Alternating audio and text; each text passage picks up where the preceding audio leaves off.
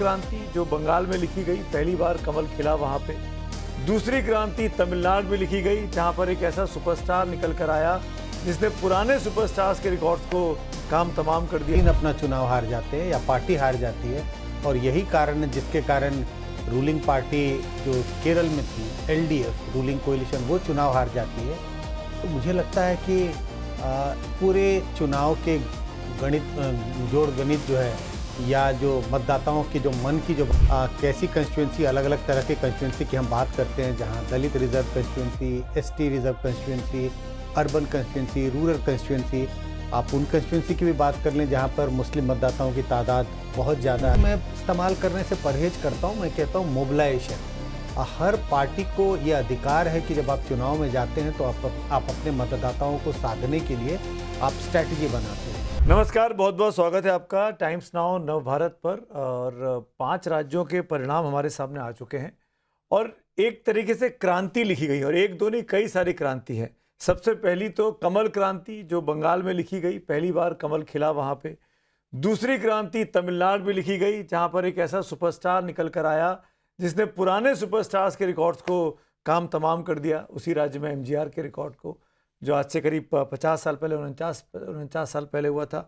और तीसरी क्रांति एक असम में हुई, जिसमें आप कह सकते हैं जहां पर लगातार 3 बार भारतीय जनता पार्टी किसी पूर्वी राज्य में बैक टू बैक चुनाव जीतती रही, और इस बार तो अपने दम पर मेजॉरिटी में है। और चौथी क्रांति जो लिखी गई वो लिखी गई केरल में। अब हिंदुस्तान में पिछले 50 सालों में ऐसा पहली बार हो रहा है जब किसी भी राज्य में लेफ्ट की सरकार नहीं बची है, तो लेफ्ट का किला पूरी तरीके से ढह गया है।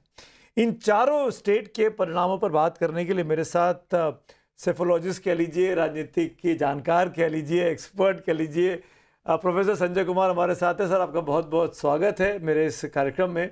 और शुरुआत में आपसे हम राज्य दर राज्य बात कर लेते हैं ताकि हम सब समझ सकें।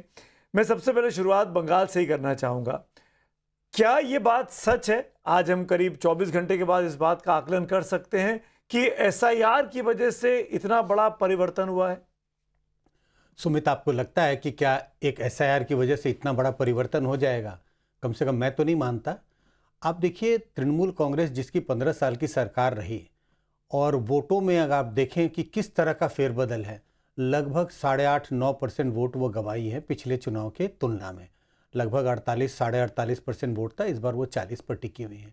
दूसरी तरफ बीजेपी को देखें तो बीजेपी 38 से वो फासला जो है वो पार करते हुए वो 45 के आसपास जाके टिकती है। तो इतना बड़ा अगर उलटफेर हो रहा है वोट में, और रूलिंग पार्टी जिसकी 15 साल की सरकार रही है वो 10% वोट, लगभग 9% वोट गंवा रही है, तो एक कारण नहीं हो सकते, कई कारण हो सकते। और मुझे लगता है कि इस बात का हमें ध्यान रखना चाहिए कि सरकार के कामकाज से, और तमाम तरह के कामकाज, किसी एक काम की बात नहीं कर रहा हूँ, कुछ ना कुछ तो असंतोष रहा होगा, और वो तमाम काम हो सकते हैं। असंतोष की भावना निश्चित रूप से दिखाई पड़ती है, और यही इतना बड़ा फेरबदल कर सकता है। मुझे लगता है ज़रूरत से एसआईआर की बात, एसआईआर को दोनों तरीके से देखा जा रहा है। ये कहा जा रहा है एसआईआर ने इलेक्टोरल रोल की क्लीनिंग की है। ऐसे लोगों के नाम जो इलेक्टोरल रोल में रहते थे मतदाता सूची में, जिनका नहीं होना चाहिए तो उनके नाम कटे। और जब आपको याद है वोट जिस दिन पड़े, और जब 93% टर्नआउट हो रहा था अलग अलग राज्यों में, आप चाहे तमिलनाडु की बात करें, केरल की बात करें, असम की बात करें, तो एसआईआर का तो सबसे बड़ा अगर रोल है तो ये है कि टर्नआउट को पुश किया। क्योंकि जो हम कहते हैं घोस्ट वोटर्स, जिनके नाम नहीं होने चाहिए थे, जो किसी भी सूरत में वोट नहीं दे सकते थे, उनके नाम कट गए, और आपका टर्नआउट जो है हर राज्य में ऊपर जाता हुआ दिखाई पड़ा। अब मैं इसको और थोड़ा कॉम्प्लिकेट करूं इस टॉपिक को। एसआईआर को अगर मैं लागू करूं इन 5 राज्यों में, तो असम में तो खैर हुआ नहीं, वहाँ तो एसआर हुआ, एसआईआर तो वहाँ हुआ नहीं। लेकिन तमिलनाडु, पश्चिम बंगाल और केरल, ये 3 बड़े राज्यों में एसआईआर की वजह से पोलिंग परसेंटेज ज़्यादा दिखाई दिया पिछली बार के मुकाबले। और तीनों जगह मुख्यमंत्रियों के लिए चुनौती पैदा हुई, सरकारों के लिए चुनौती पैदा हुई, सरकारें चली गई, यहाँ तक कि 2 मुख्यमंत्री अपना चुनाव हार गए, ममता बनर्जी और स्टालिन। इसीलिए मैं ये पूछ रहा हूँ कि क्या एसआईआर को जिस तरीके से चुनाव आयोग ने किया, और फिर से मैं पश्चिम बंगाल को इसमें जोड़ूंगा कि वो जो डिस्क्रिपेंसी वाला इशू था, इस वजह से 27-28 लाख लोग वोट नहीं दे पाए। सर, क्या लगता नहीं है कि वो बहुत बड़ा आंकड़ा था? नहीं, आप 27 लाख वोटरों की बात कर रहे हैं जो लोग अपना वोट नहीं दे पाए, और जो कह रहे हैं लॉजिकल डिस्क्रिपेंसी। आपने कहा बहुत बड़ा आंकड़ा, आंकड़ा तो बड़ा है, 27 लाख मतदाता हैं, लेकिन सीधा सीधा अर्थ निकालना कि यही एक कारण है जिसके कारण तृणमूल कांग्रेस चुनाव हार जाती है, या यही एक कारण है एसआईआर जिसके कारण तमिलनाडु में स्टालिन अपना चुनाव हार जाते हैं या पार्टी हार जाती है, और यही कारण है जिसके कारण रूलिंग पार्टी जो केरल में थी, एलडीएफ रूलिंग कोalition, वो चुनाव हार जाती है। तो मुझे लगता है कि पूरे चुनाव के जोड़ गणित जो है, या जो मतदाताओं के जो मन की जो बात है, उसको हम बहुत संकुचित कर दे रहे हैं, उसका बहुत सरल अर्थ निकाल रहे हैं कि मतदाता तो बिल्कुल खुश थे पार्टियों के कामों से, लेकिन सिर्फ एसआईआर के कारण हार हो गई। तो मैं इसको तो हमें मतदाताओं को तो देखना चाहिए, मतदाताओं ने अपना मत दिया है, और उस मत की का जो अर्थ है उसका हम शायद अनर्थ तो नहीं कर रहे हैं। तो मैं इसका ऐसा मतलब निकालूं कि अगर हायर परसेंटेज हुआ तो वो जो पुरानी थ्योरी थी, पोल परसेंटेज जब बढ़ता है तो एंटी इनकम्बेंसी होती है, सरकारों को बदलने के लिए चुनाव होता है, वो थ्योरी ज्यादा फिट बैठती है। नहीं, अगर ये थ्योरी होती तो असम में भी सरकार बदल जानी चाहिए थी, असम में भी टर्नआउट बढ़ा था। तो ऐसी थ्योरी तो कभी नहीं रही है। थ्योरी सिर्फ अगर आप आंकड़ों के नज़रिए से देखेंगे तो ये थ्योरी बिल्कुल लगता है कि हवा में बनाई हुई थ्योरी थी।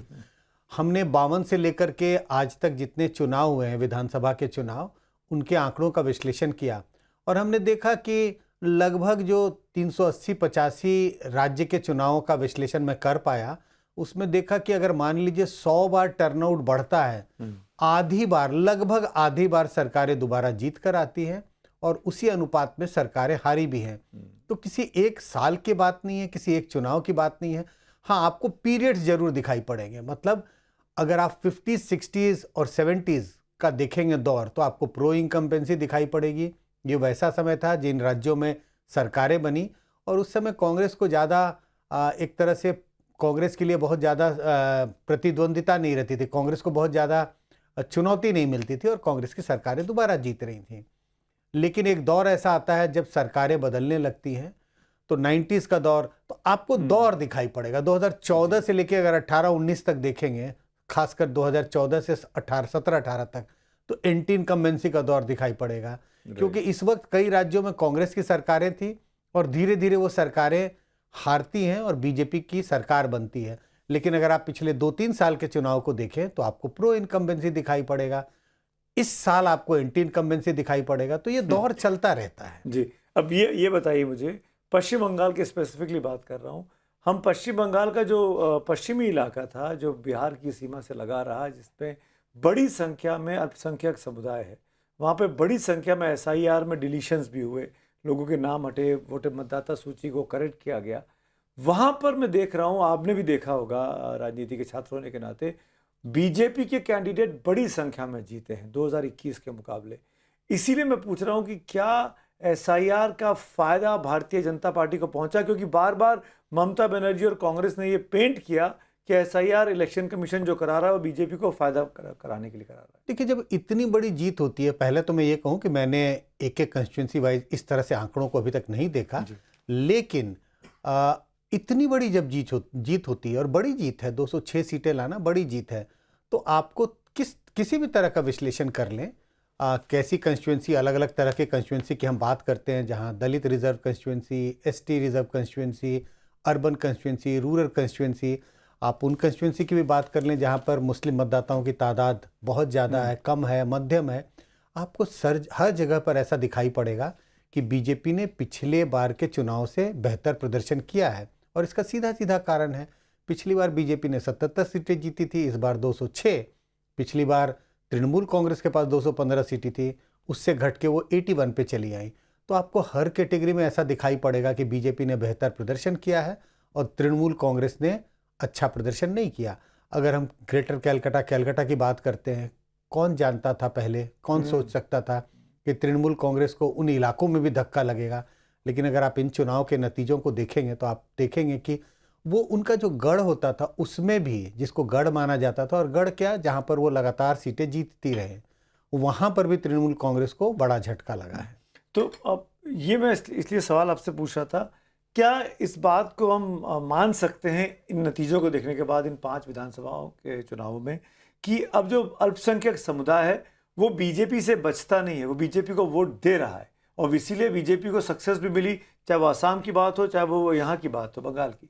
कह नहीं सकते इस वक्त कि अल्पसंख्यक के वोट से ही बीजेपी जीती है, चाहे असम हो चाहे से ही नहीं, से भी इसके लिए थोड़े विश्लेषण की जरूरत होगी, कुछ आंकड़ों की जरूरत होगी।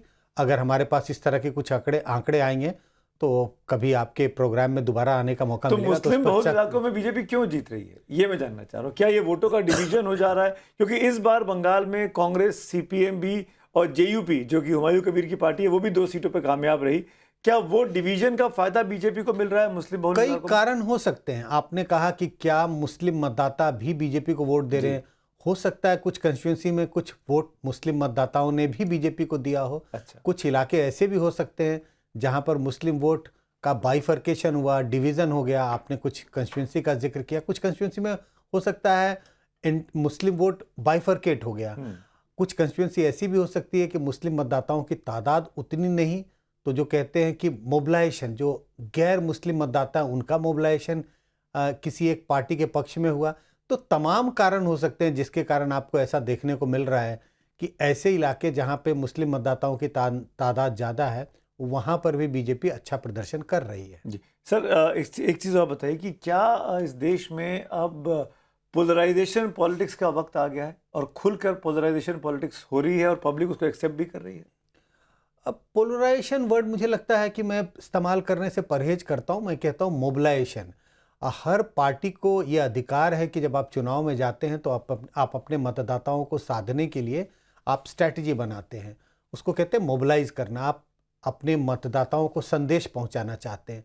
मतदाता ये देखता है कि हमारी पार्टी हमें क्या ऑफर कर रही है और दूसरी पार्टी दूसरों को क्या ऑफर कर रही है।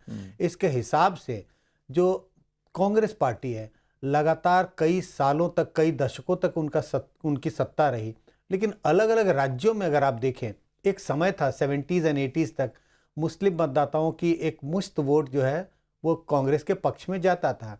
लेकिन धीरे धीरे देखें 90s के बाद, खासकर पोस्ट मंडल पॉलिटिक्स में, जहां जहां रीजनल पार्टियों का अभ्युदय हुआ, रीजनल पार्टियां आई, स्ट्रांग बनी, आप देखेंगे तमाम ऐसे राज्यों में रीजनल पार्टियों को मुस्लिम वोट मिलने लगा और कांग्रेस का वोट, मुस्लिम जो सपोर्ट बेस है, मुस्लिम मतदाताओं के बीच छिटकने लगा।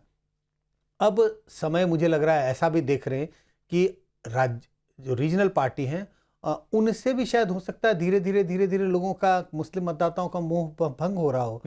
तो ये ज़रूर है कि जो एक चर्निंग हो रही है, और चर्निंग में जैसे कांग्रेस को पहले हमेशा मुस्लिम वोट मिलता रहता था, अब उनका वोट कम हो गया है। तो हर पार्टी मोबिलाइज करती है और जब आप लंबे समय तक एक ही समुदाय, ऐसा जो एक परसेप्शन बनता है कि एक ही समुदाय के वोटरों की का ध्यान दिया जा रहा है और दूसरे समुदाय के वोटरों की अनदेखी हो रही है, तो इसको कह सकते हैं mobilization and counter mobilization. Okay, तो अब ये समझाइए मुझे कि 25 के चुनाव का, क्योंकि बंगाल में बड़ी संख्या में हम सब कहते रहे मुस्लिम मतदाता हैं और ममता बनर्जी को सीधे तौर पर यूपी से सपोर्ट मिलता रहा अखिलेश यादव का।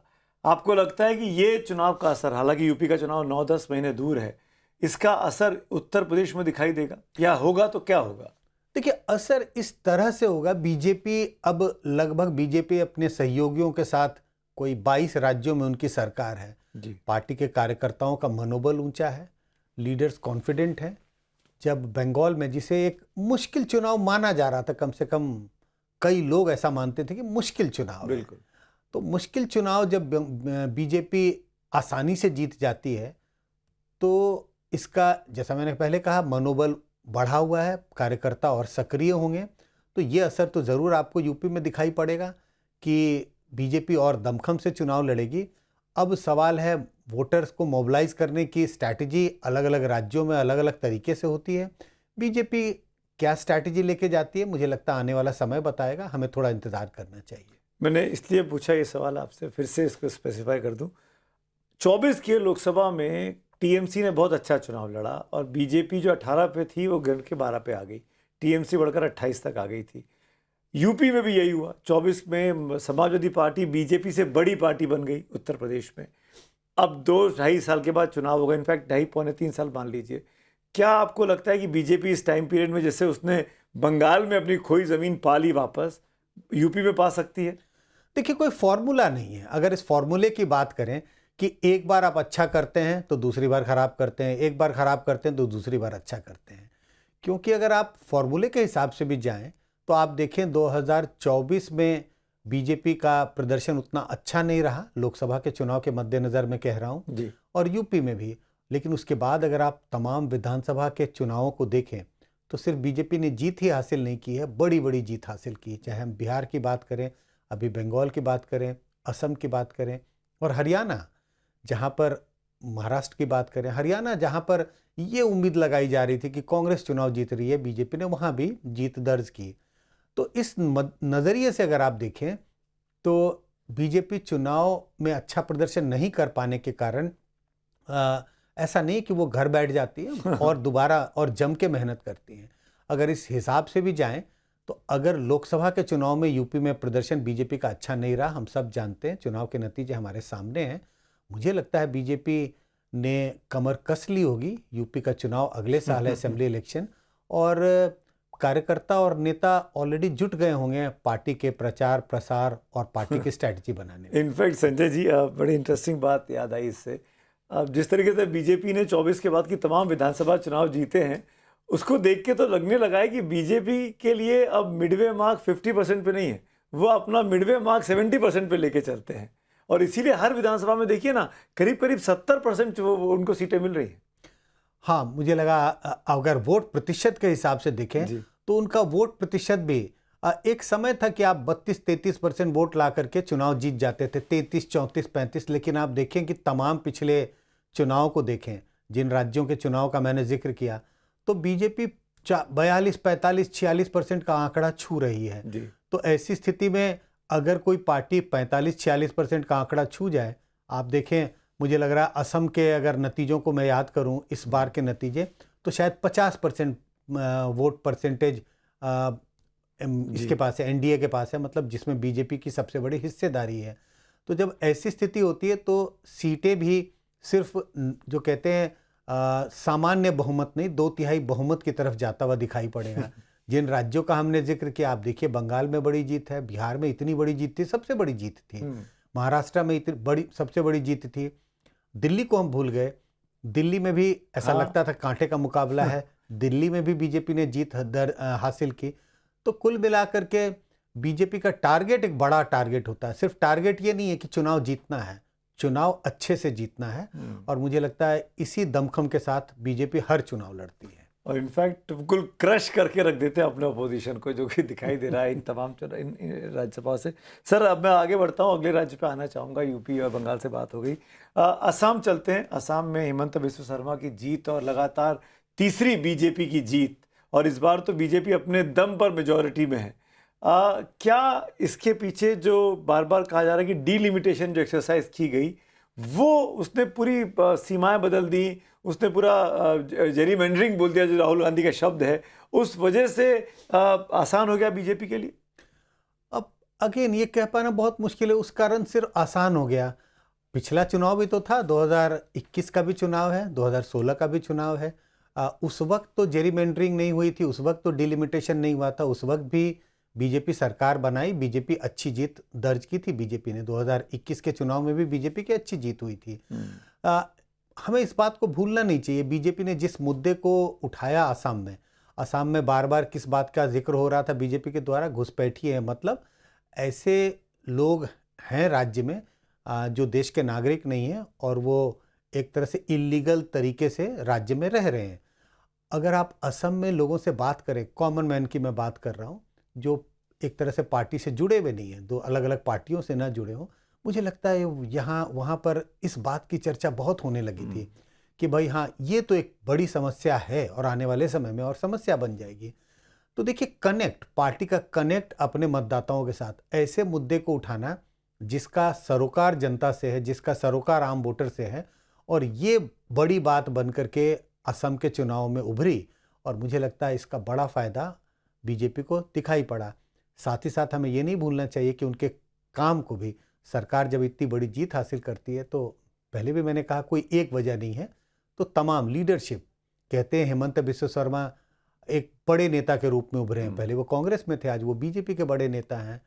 दूसरी बार उन्होंने जीत हासिल की, तीसरी बार पार्टी की जीत है। लेकिन पूरे नॉर्थ ईस्ट में, कहते हैं पूरे नॉर्थ ईस्ट में बीजेपी के स्ट्रैटेजिस्ट हैं, तो लीडरशिप का भी एक फैक्टर है। आप देखें दूसरी तरफ गोगोई लोकसभा के सांसद हैं, लेकिन असेंबली सीट अपनी नहीं बचा पाए। 22,000 के मार्जिन से भी ज़्यादा सीटों से वो चुनाव हार जाते हैं। क्या आपको लगता है कि ये जो रिंकी भूया शर्मा का जो पासपोर्ट वाला मामला उठाया कांग्रेस ने मौके पे, पवन खेड़ा वाली जो कंट्रोवर्सी हुई, उसने बहुत डैमेज किया होगा?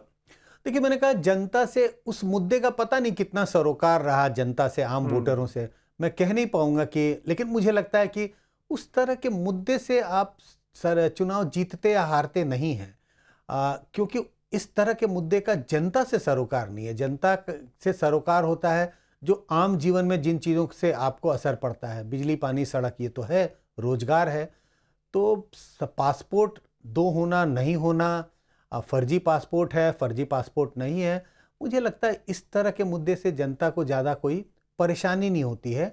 नैरेटिव बिल्डिंग में ज़रूर काम आता है, लेकिन मुझे नहीं लगता कि ये कोई बड़ा मुद्दा बन के असम के चुनाव में दिखाई पड़ा। सर, अब जबकि पूर्वोत्तर की बात कर रहा हूँ, बिहार, बंगाल, असम, उड़ीसा, सब जगह बीजेपी की सरकारें हैं, तो क्या आपको लगता है कि ये जो घुसपैठिए का मुद्दा है, जिसमें तीनों चारों राज्यों में बीजेपी को बढ़त दिलाई, सरकारें बनवाई, अब बीजेपी फेंसिंग करके, बॉर्डरिंग करके, उस इलाके को सिक्योर करके इस मुद्दे को तो हो सकता है कि एड्रेस कर दे, पर अगर इस मुद्दे को एड्रेस कर देगी तो अगले चुनाव का मुद्दा क्या होगा उसका?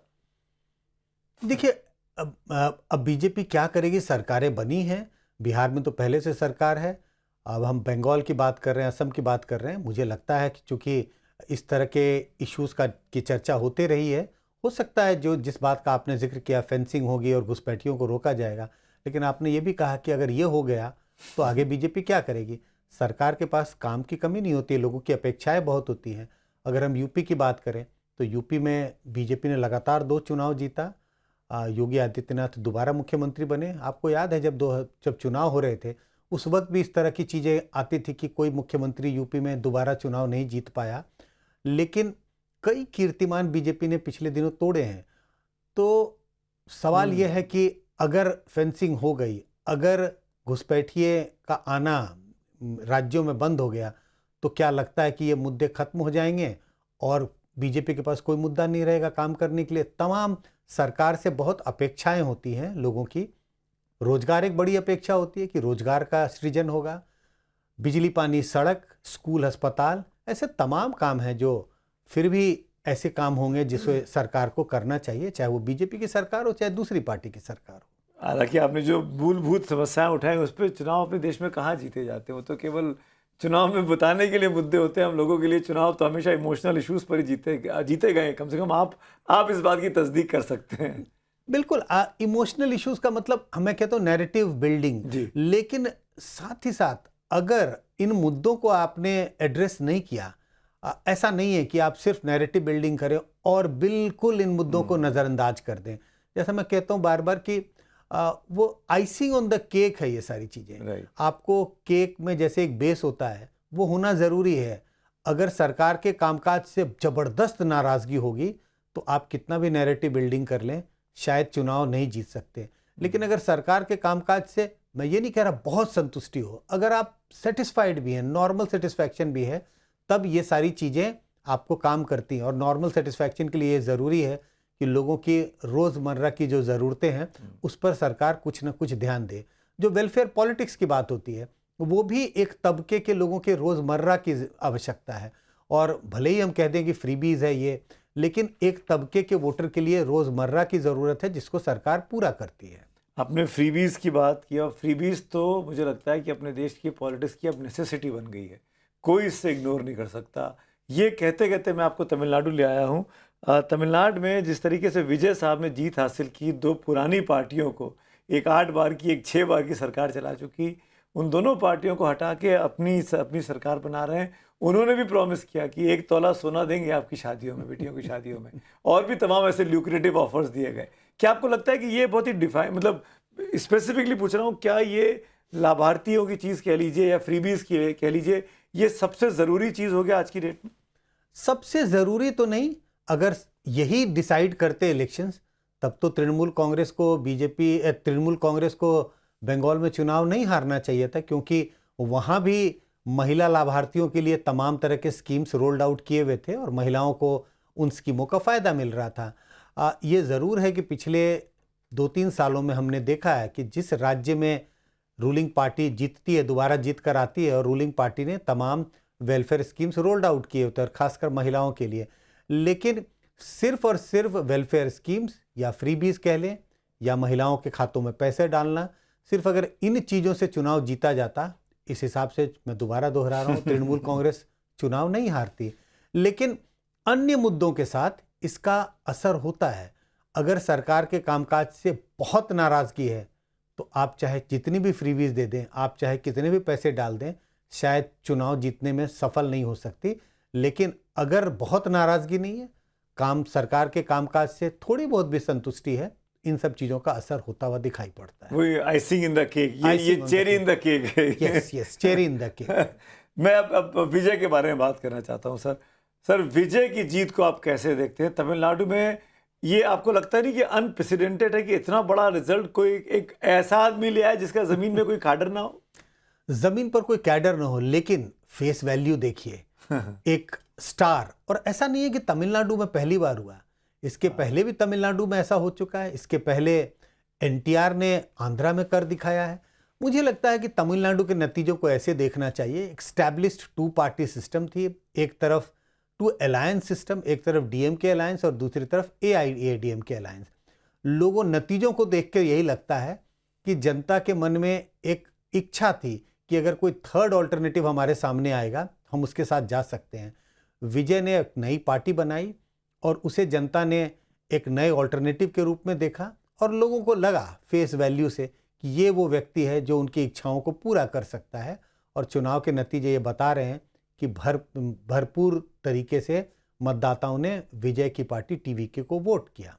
तो आपको लगता है कि जो एमजीआर ने कमाल दिखाया या एनटीआर ने दिखाया आंध्रा में, या फिर असम गण परिषद बनी थी पार्टी, अच्छा प्रफुल्ल कुमार महंता मुख्यमंत्री बने थे, या अरविंद केजरीवाल, ये भी 2 साल पहले पार्टी बनाते हैं, चुनाव लड़ते हैं, आम आदमी पार्टी के चुनाव जीत जाते हैं, उस पैमाने पर विजय सक्सेसफुल साबित होंगे क्या?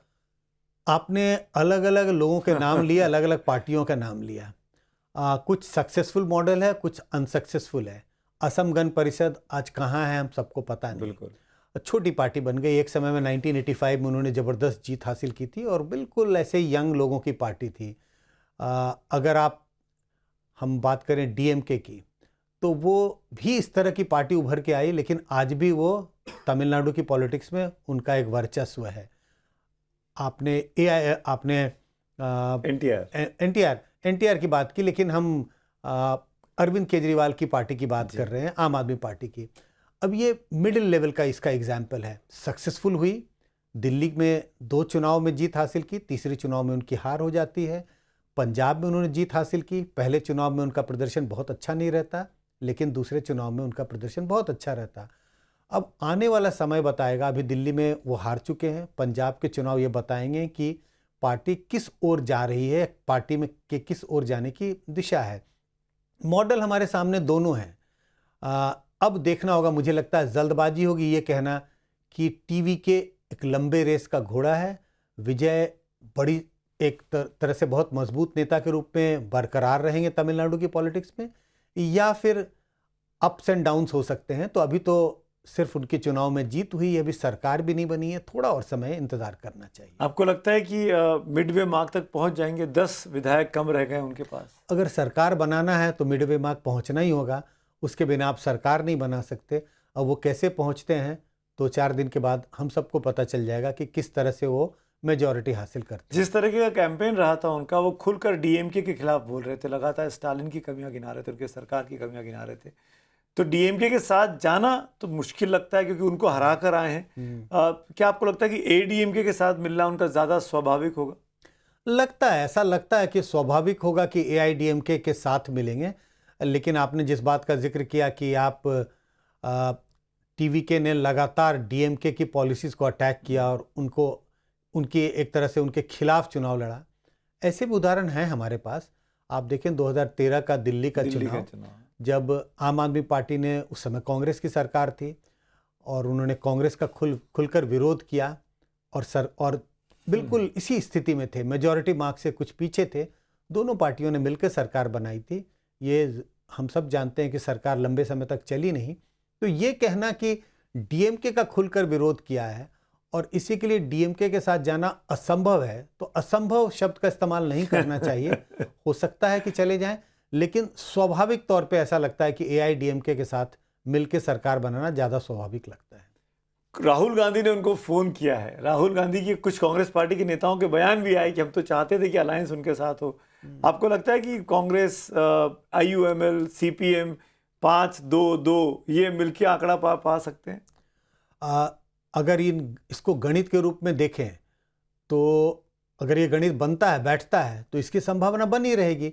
लेकिन मुझे लगता है कि कोई ऐसा व्यक्ति जो पहली बार सरकार बनाने जा रहा हो और उसे एक बैसाखी ज़्यादा मतलब रिलायबल लगेगा या उसे 4 बैसाखियों को लेना पड़े, तो सरकार बनाने वाले को तय करना पड़ेगा कि उसे 4 बैसाखियों का सहारा ज़्यादा इम्पॉर्टेंट लग रहा है, रिलायबल लग रहा है, या सिर्फ एक बैसाखी।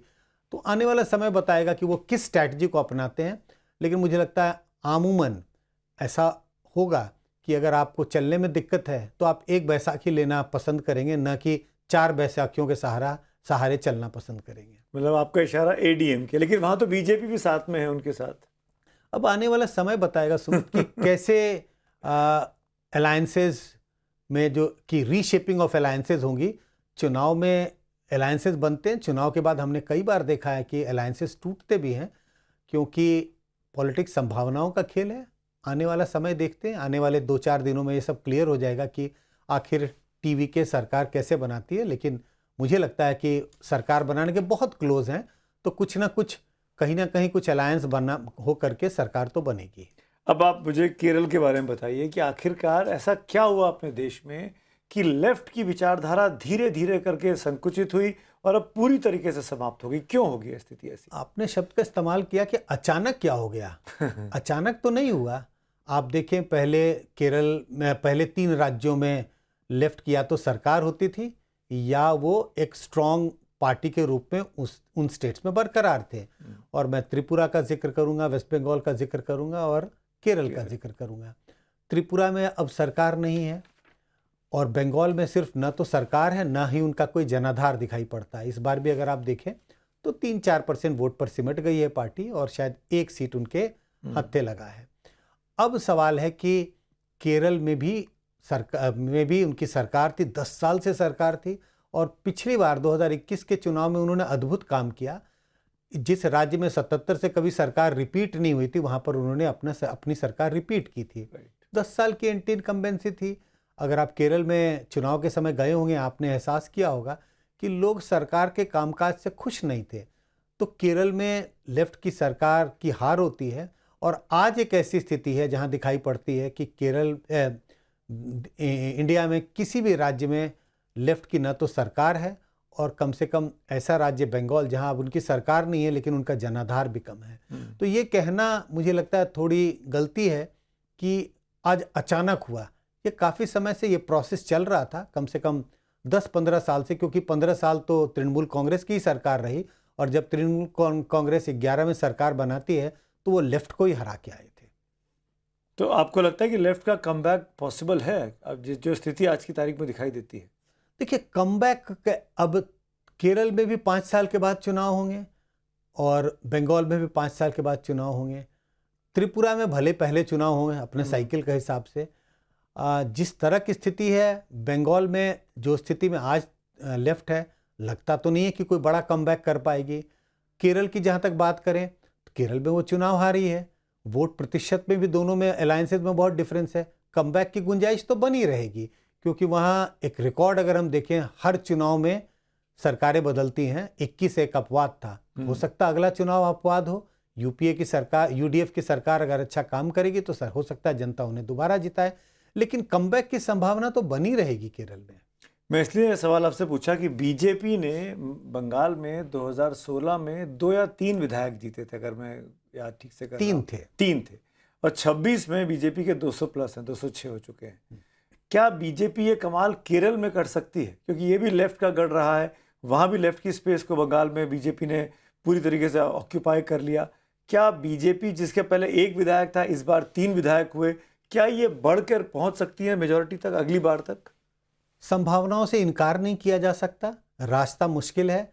हम बंगाल के बारे में भी, हम का मतलब कई लोग कहते थे कि भाई बंगाल जीतना इतना आसान नहीं है। कम से कम 10 साल पहले, 15 साल पहले तो इसी की चर्चा होती थी जी। लेकिन आज बंगाल में बीजेपी ने वो काम कर दिखाया। निश्चित रूप से केरल भी आसान नहीं है, और आसान नहीं है क्योंकि वहाँ पर 2 अलायंसेस, 2 पार्टी की जड़ें बहुत मजबूत हैं। तमिलनाडु में 2 अलायंसेस की जड़ें बहुत मजबूत थी, लेकिन तीसरी पार्टी उभर के आती है। अगर हम जैसे बंगाल की बात कर रहे थे, बंगाल में भी आज से 15 साल पहले 2 पार्टियों की जड़ें मजबूत थी। एक तरफ लेफ्ट था तो दूसरी तरफ तृणमूल कांग्रेस, लेकिन वहाँ बीजेपी आज पुरजोर तरीके से सरकार बना रही है। संभावना तो बिल्कुल बनी रहेगी, संभावनाओं से इनकार नहीं किया जा सकता, लेकिन काम इतना आसान नहीं है। लेकिन हमें याद रखना चाहिए, बीजेपी भी एक ऐसी पार्टी है जो हार के बाद आराम से बैठती नहीं है। वो अगले चुनाव के लिए अपने कार्यकर्ताओं के साथ मिलकर जमीन पर काम करना शुरू कर देती है। आपकी बातों से समझ में आता है कि बीजेपी के लिए अब तमिलनाडु और केरल असली चैलेंज है, क्योंकि वो पश्चिम में है, वो पूरब में है, वो उत्तर में है, कुछ रह गया है तो दक्षिण ही रह गया है उनके लिए। हो सकता है, लेकिन तेलंगाना का जिक्र जरूर करना चाहिए जी। लोकसभा का 2024 के चुनाव के नतीजों को देखेंगे तो बीजेपी ने बहुत अच्छा प्रदर्शन किया था, उसमें नंबर 2 पर है कांग्रेस के बाद। भले ही विधानसभा के चुनाव में उनका प्रदर्शन उतना अच्छा नहीं था जितना कि लोकसभा के चुनाव में था। तो तेलंगाना में भी एक तरह से दस्तक तो दिया है बीजेपी ने, और अच्छा दस्तक दिया है। तो जिन 2 राज्यों का आप जिक्र कर रहे हैं उसके साथ साथ तेलंगाना को भी हमें ध्यान में रखना चाहिए, वहां से तेलंगाना से नजर नहीं हटानी चाहिए। सर, अब 2 चीज़ें और पूछना चाहूँगा इस चर्चा को वाइंड अप करने के पहले, और वो ये कि जिस तरीके से रीजनल पार्टीज खत्म हो गई इस चुनाव में, ममता बनर्जी की पार्टी ऑलमोस्ट 70-80 सीट पे आ गई, स्टालिन साहब खुद चुनाव हार गए, AIADMK का रिवाइवल नहीं हो पाया। आपको लगता है कि ये राष्ट्रीय राजनीति के लिए अच्छा सीन है या खराब सीन है? क्या बीजेपी के सामने खड़े होने के लिए अब किसी नेशनल पार्टी को ही आगे आना होगा, या ये पार्टियां भी अपने मौका ढूंढ सकती हैं? देखिए, राष्ट्रीय राजनीति में बीजेपी को चैलेंज करने के लिए कोई रीजनल पार्टी तो सफल होती हुई दिखाई नहीं पड़ती, क्योंकि आपने तमाम रीजनल पार्टियों को देखा, कोई ऐसी रीजनल पार्टी नहीं है जिसकी सरकार एक राज्य से दूसरे राज्य में बनी, या कोई ऐसी रीजनल पार्टी नहीं है जो अपने राज्य में बहुत स्ट्रांग है और दूसरे राज्य में फिर भी उनका कुछ दबदबा हो, कुछ पैठ हो। तो किसी भी रीजनल पार्टी के लिए तो असंभव है कि राष्ट्रीय स्तर पर बीजेपी का चैलेंज कर सके।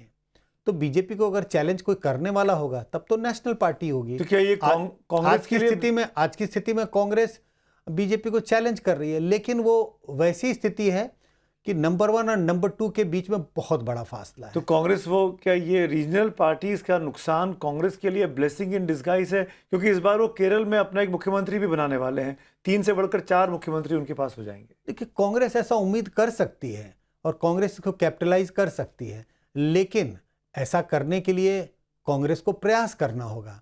अगर बाई डिफॉल्ट आप सोचते हैं कि भाई अगर बंगाल में तृणमूल कांग्रेस की हार हो गई और अचानक लोगों को लगेगा कि नहीं अब तृणमूल कांग्रेस हार गई है, लेकिन इस बात का ध्यान रखना चाहिए तृणमूल कांग्रेस के पास 40% वोट आए हैं। तो बंगाल में ऐसा कुछ अद्भुत नहीं होने वाला कि अचानक जनता को लगेगा कि नहीं अब तृणमूल कांग्रेस हार गई है तो हम कांग्रेस के साथ चल दें। ऐसे ही अलग अलग राज्यों में, मान लीजिए तमिलनाडु की बात करें, वहाँ डीएमके हार गई, हालांकि डीएमके का अलायंस पार्टनर कांग्रेस रहा। तो कांग्रेस अगर ऐसा उम्मीद करती है कि डीएमके की हार हो गई, AIADMK की हार हो गई और तृणमूल की और तमिलनाडु की जनता अब कांग्रेस की ओर देखने लगी है, तो मुझे लग रहा है कि ये स्वप्न देखने जैसी बात होगी। तो कांग्रेस कर सकती है, क्योंकि कांग्रेस नेशनल पार्टी है, 100 के करीब सीटें हैं उनकी लोकसभा में, जनाधार भी कुछ अगर राष्ट्रीय स्तर पर देखें तो कुछ 22-23% वोट है उनके पास। लेकिन उसके लिए प्रयास की जरूरत होगी, और प्रयास के साथ साथ कुछ जीतों की जरूरत होगी, कुछ स्टेट जीतने होंगे। जब आप स्टेट जीतते हैं, जब आप सरकार बनाते हैं, तो आपका मनोबल ऊंचा होता है, पार्टी के कार्यकर्ताओं का मनोबल बढ़ता है। बिना जीत के तो आप एक्सपैंड नहीं कर सकते, लेकिन अगर कोई संभावना है इस वक्त तो यही लगता है कि कांग्रेस ही बीजेपी का मुकाबला कर सकती है।